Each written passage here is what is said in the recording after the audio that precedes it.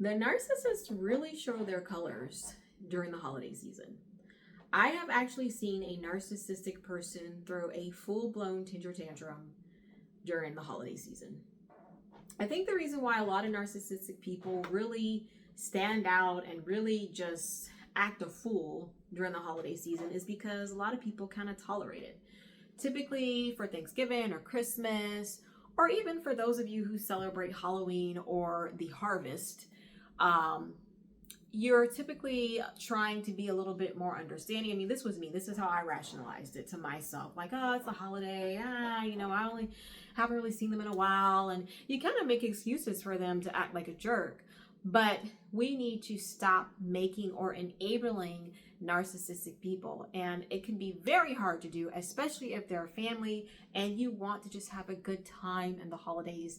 But I'm here to tell you that you got to stop letting the narcissist be enabled, and you got to stop letting them get into your head, which they're really good at doing. They're really good at making you feel like you've done something wrong when you haven't, just because you don't want to do what they want you to do all the time. My name's LK Way. I am the wellness writer for the True Age Now blog, as well as the wellness coach for my own personal wellness brand, Wellhouse. And I want to talk to you today. I want to talk to you today about letting that narcissist go during the holiday season. Cut them off, or don't allow them to get into your head emotionally, right? So there are a couple of ways that we can establish boundaries depending on how or who the narcissistic person is in your life. If they're a parent, or if they're a sibling, if they're a close family member, it may be a little bit more challenging for you to put up those boundaries, especially during the holiday season. Maybe you have a tradition. Maybe you always go to grandma's house, or maybe you always go to uncle whatever house, or maybe everything's always at your house. But I'm here to tell you that it's very vital and important for you to stop this pattern in its tracks. Because believe it or not, it's not just something that affects you during the holidays, but it actually affects you, period, in your life. And the end of a year is really a good time to set yourself up for how you want the next year to go. So if you don't want to continue to put up with their crap in the next year, this is the perfect time to establish some boundaries. Now, before I talk about those boundaries, I want to talk about some of the things that narcissistic people do, especially around the holidays. So there's always this need to try to control what everybody's doing, where everybody's going, what everybody's making to suit their desire, right? And if you don't follow suit, there is a huge problem. You're the worst person in the world. I don't ever really see you. You hardly ever come over. Last time you didn't do this. So there's always these excuses to make you seem like a terrible person if you don't do it, right? That's one big tall tale sign of a narcissist, is that they want to call the shots. If you don't follow suit, they're upset, right? Another huge sign or huge character trait of a narcissistic person, especially during the holiday season, is the self-centeredness. Everything's about them. They're the show. They typically will, in order to make themselves look great or themselves feel wonderful, it typically comes at the belittling or the expense of someone else. So in order to make themselves feel great, there's a lot of shade being thrown around about how maybe you didn't do this, but I did it. Well, yours tastes okay, but mine tastes better. Or oh, good job, you made a lot of money, but I made this much. They always feel the need to try to upstage or outdo somebody, right? And that kind of gets old after a while. When you're in a setting and you're just trying to enjoy yourself, it's so annoying to keep that person just keeps kind of filling the atmosphere with these negative words or little fires that are everywhere. And if you're an enabler, like I was at one point, you just try to say things to keep everything great, everything easy, or you might leave the room, which I've done before. I'm like, well, I don't want to, because of who this person was to someone else that I significantly care about. I'm like, well, I ain't trying to go, off on their people like that. So I'm just going to go over here, but there are different ways that we tend to handle it that aren't the best. And me just kind of leaving the room and me enabling them was not the way to handle it. I have chosen a different way to handle it, which I'll get into a moment. Another way that a narcissist can really get under your skin is definitely making you feel like you've done something wrong just because you want boundaries, just because you want respect, just because you don't agree. These are things that can be very, very disappointing, especially depending on who they are in your life. If they're a parent, if they're a close family member, it could be really, I'm trying to think of the right word. It could be draining. That's the word. It could be very draining to always have them ruining what's happening. You know, if everything doesn't go perfectly right, if everyone's not there on time, if the meal is not, if everybody didn't make what they were supposed to make, if somebody brought somebody that they didn't know they were going to bring. I mean, it's anything can tip them off. And now the whole shebang, the whole celebration is totally blown up. They're throwing a tantrum. They're going off on somebody. They're getting their Queen Madonna on or whatever. Oh, they should have known. I don't like that. It's too much to ask.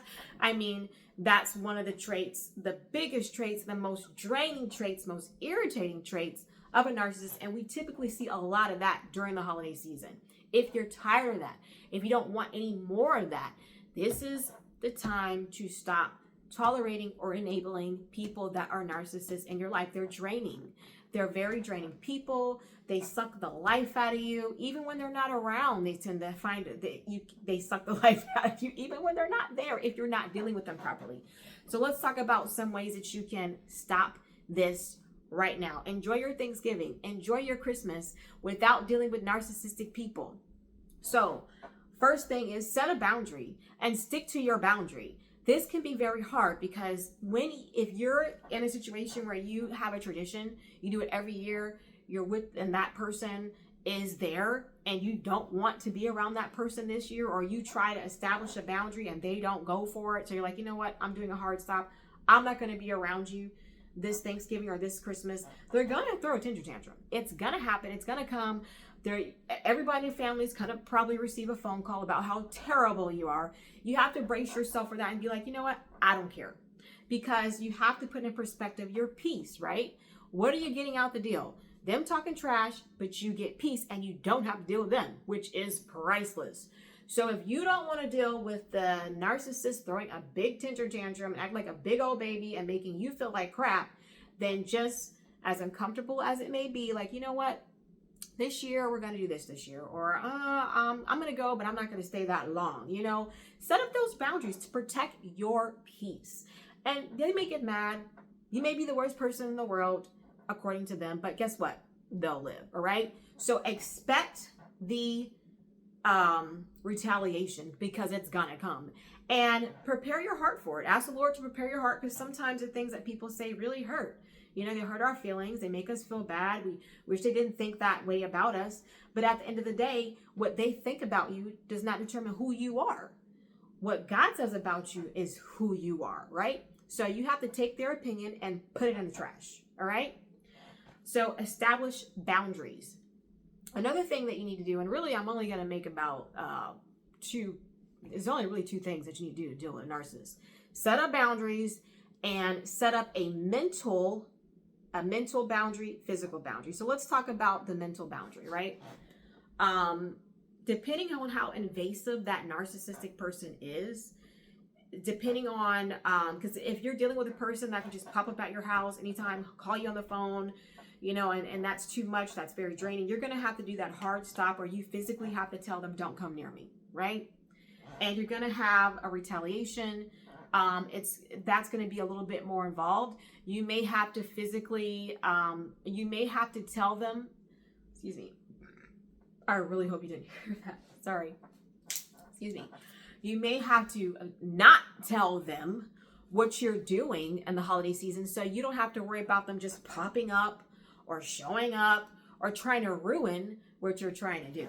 So, and in that instance, and I'm kind of backtracking to the boundaries, I apologize. So the physical boundaries, you want to use wisdom depending on what this narcissistic person is like. Because if they're aggressive, if they're the type that's going to be in your face, well, I'm coming, so I'm going to come, so you can tell me you're not going to come see me, but I'm going to come see you, then you're going to have to take things to another level. So you might have to say, listen, don't come to my house. Because if you come to my house, you're going to be sitting outside, you know.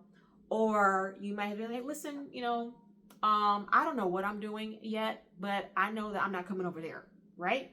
So in that instance, they can't pop up where you're at because they don't know where you're going to be. So you want to use some wisdom, and then you may have to pray against the hell that they're trying to bring into your life, right? So if they're very obnoxious, they're very invasive, they're very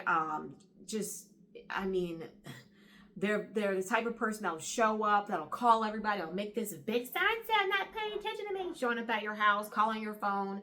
You're going to have to take some drastic steps. And honestly, if they're doing this type of stuff, if this is the way they're acting, this is great.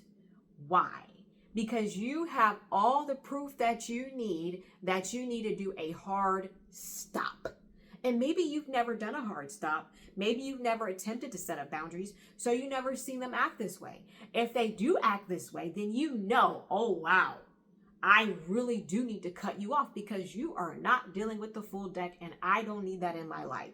So, established boundaries. If they're clingy, if they're going to be popping up, don't tell them what you're going to be doing during the holiday season. If they're insisting on coming to your house unannounced, let them know they're going to be waiting outside. And if they want to take it a step further than that, you may have to call the authorities and go you may have to take it to the spiritual level and begin praying over this situation. Like, I come against this in the name of Jesus. You're not finna come and interrupt my peace, right? So there are different strategies to taking boundaries.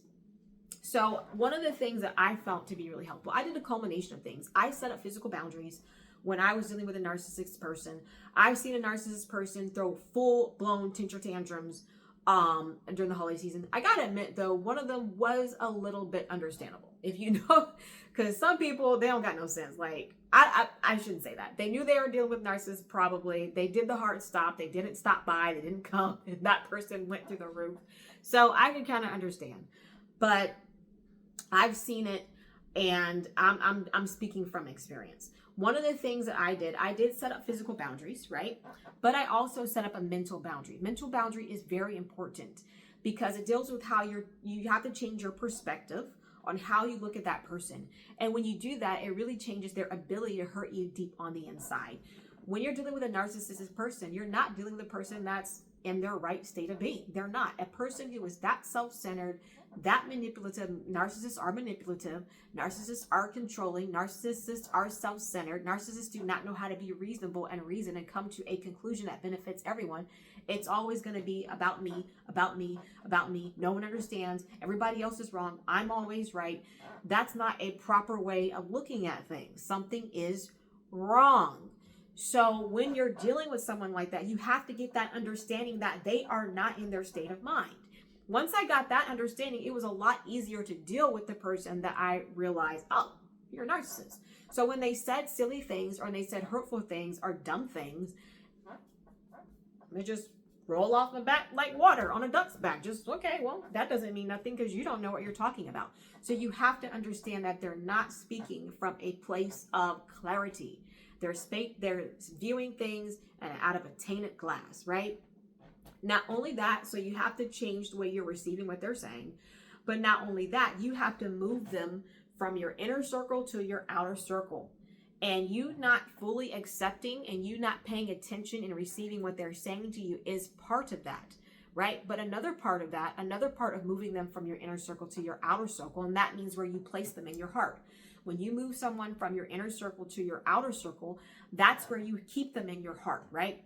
That means how much you let them speak into your life and how much you're engaged with them.